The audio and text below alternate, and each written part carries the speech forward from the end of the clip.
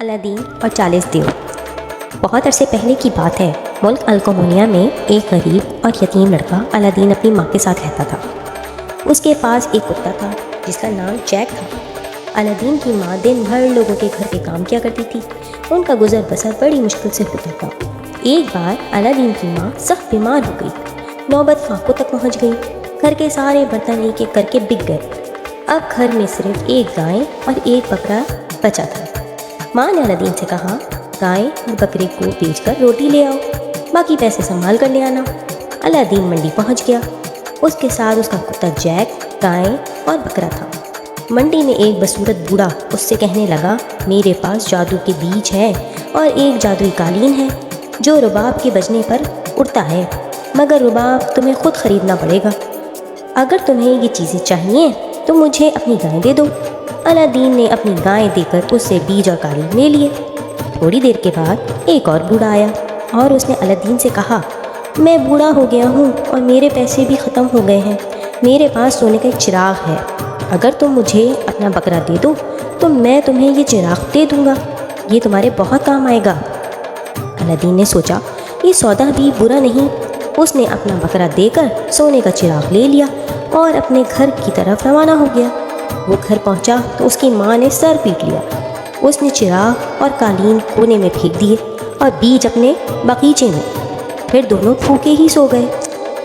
صبح جب الادین کی آنکھ کھلی تو اس نے دیکھا کہ اس کے باغیچے میں ایک بہت بڑی بیل اگائی ہے جس میں بڑی بڑی پھلیاں لگی ہوئی تھیں۔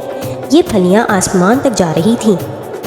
الادین نے اپنی ماں کو بلا کر بیل دکھائی تو ماں بھی حیران ہو گئی۔ پھر اسے یاد آیا کہ جہاں اس نے بیج پھینکے تھے یہ بیل وہاں سے اگی ہے۔ اب تو وہ بہت خوش ہوئی۔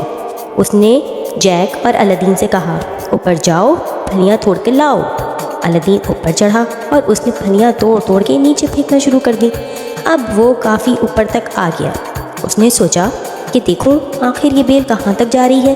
وہ چڑھتا چلا گیا، ہر طرف اسے بادل ہی بادل نظر آ رہے تھے۔ پھر اسے ایک بہت بڑا محل نظر آیا۔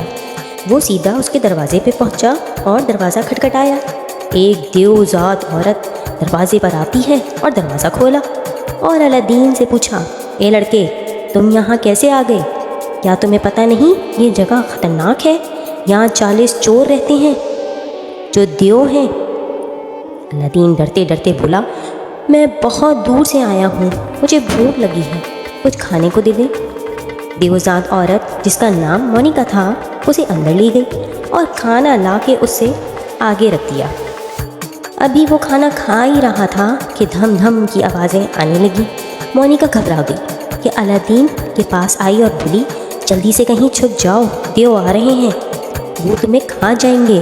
الادین بھاگ کے ایک کمرے میں گھس گیا جہاں ہیرے جواہرات کے ڈھیر لگے ہوئے تھے۔ دیو اندر آتے ہی چیخنے لگے، آدم بھو، یہاں کوئی آدم زاد آیا ہے کیا؟